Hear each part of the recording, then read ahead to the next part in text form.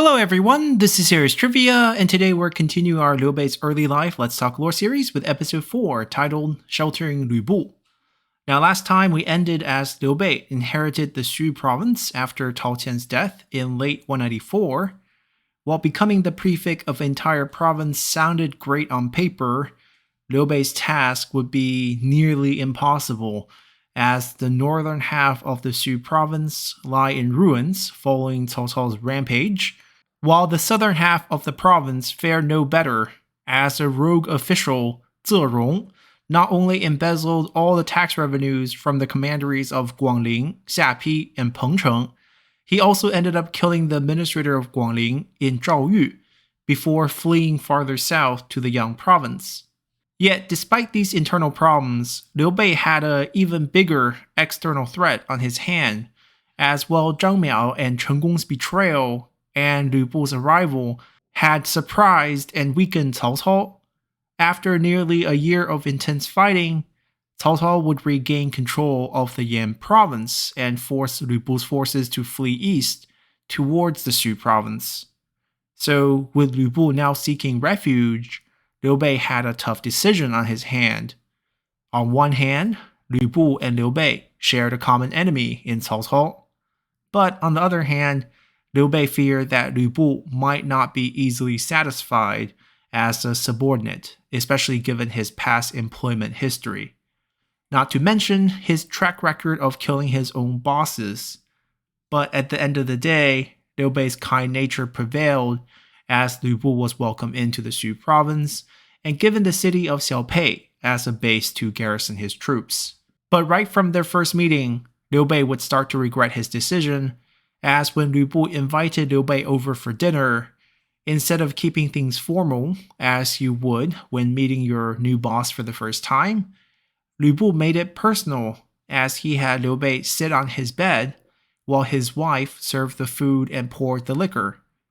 Now, during the Han period, presenting one's wife or mother was a very cordial display, but it was typically only done between close friends.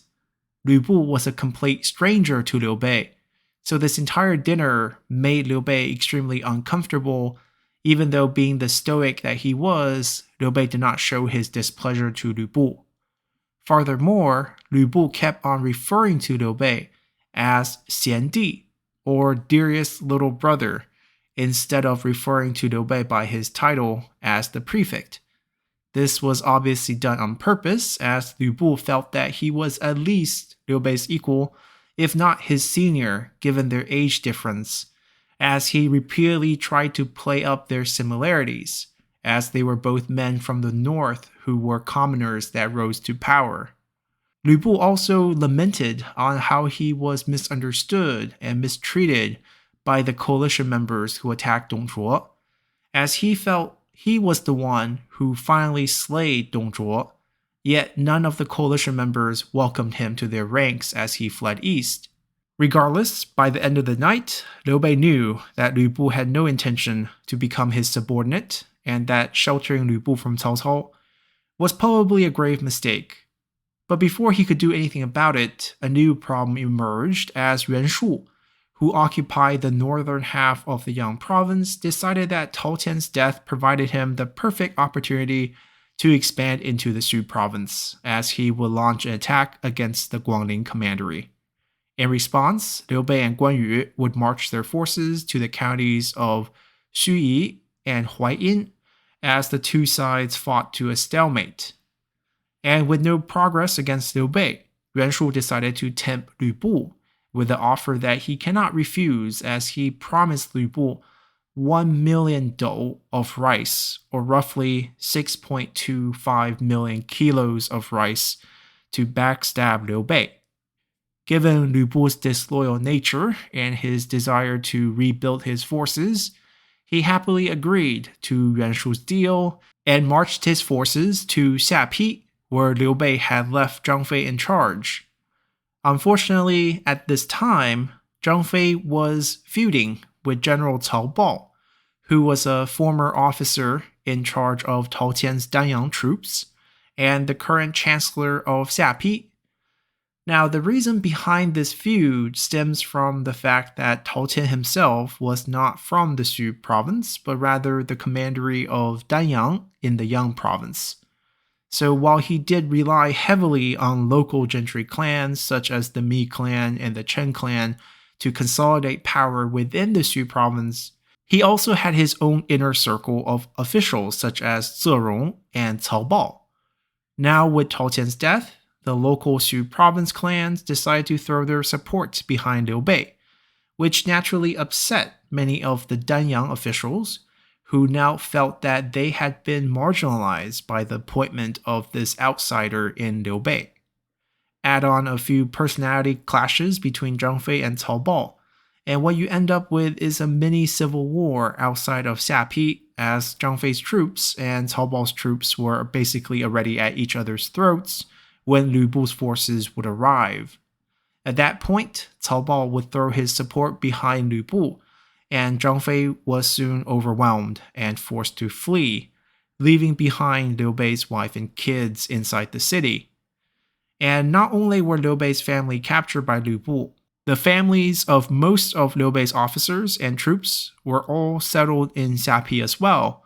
So when news reached the front that Xiapi had been taken by Lu Bu, Liu Bei immediately pulled his army back to Xiapi in an attempt to retake the city, but with Lu Bu's forces in full control of the fortifications, Liu Bei was beaten back to his prior position in Guangling. Then to make matters worse, Yuan Shu then seized upon this opportunity to attack, as after all, Lu Bu's betrayal was orchestrated by him, and with the morale at an all-time low inside Liu Bei's camp, Liu Bei was pushed back by Yuan Shu, as Guangling was lost. Now forced to flee east towards Donghai, Liu Bei was on the brinks of total annihilation. But two miracles would happen to save the day. First, Yuan Shu decided to walk back on his promise to pay Lu Bu the 1 million dole of rice, as he never intended to uphold his end of the bargain, especially with Liu Bei now beaten. This naturally broke up the alliance between Lu Bu and Yuan Shu, as neither side now felt the need to finish Liu Bei. Second, Mi Zhu, whose clan hails from the Donghai commandery, decided to double down on their investment in Liu Bei. Previously, he had used his position as a close advisor to Tao Qian to make the suggestion that Liu Bei was the best candidate to take over the Xu province. Now with Liu Bei's army shattered, Mi Zhu would use his immense wealth to help Liu Bei rebuild his army. And in return, since Liu Bei was unsure if his wife Lady Gan was alive or not, Liu Bei remarried to Mi Zhu's sister, Lady Mi. So now with at least a sizable army under his command again, Liu Bei decided to reach out to Lu Bu, seeking to solve the matter diplomatically. Lu Bu, who was now fuming that Yuan Shu had cheated him, happily accepted Liu Bei's surrender, as Lu Bu would return Liu Bei's family to him unharmed, but from this point on, Lu Bu would go on to become the self-appointed governor of the Xu province, while Liu Bei would now become his subordinate and garrison in Xiaopei, as essentially their roles would be reversed. Of course, much like how Lu Bu had no intention to become Liu Bei's subordinate while stationed at Xiaopei, Liu Bei would share the same sentiment, especially given Lu Bu's betrayal. So with funding from Mi Zhu, who is now Liu Bei's brother-in-law, Liu Bei would quietly rebuild his forces in Xiaopei. And from this point on, in 196, two major geopolitical shifts would occur.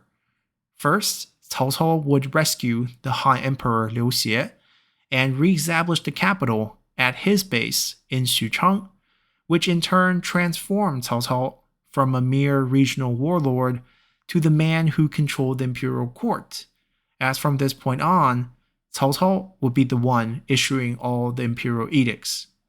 Second, in early 197, Yuan Shu decided to declare his intentions to become an emperor himself, which immediately made him public enemy number one, as even Cao Cao, Lu Bu, and Liu Bei would all put aside their differences and enter into a coalition against Yuan Shu, which gave Liu Bei the chance to smooth out any previous bad bloods with Cao Cao, especially given that Cao Cao now controlled the Han Emperor.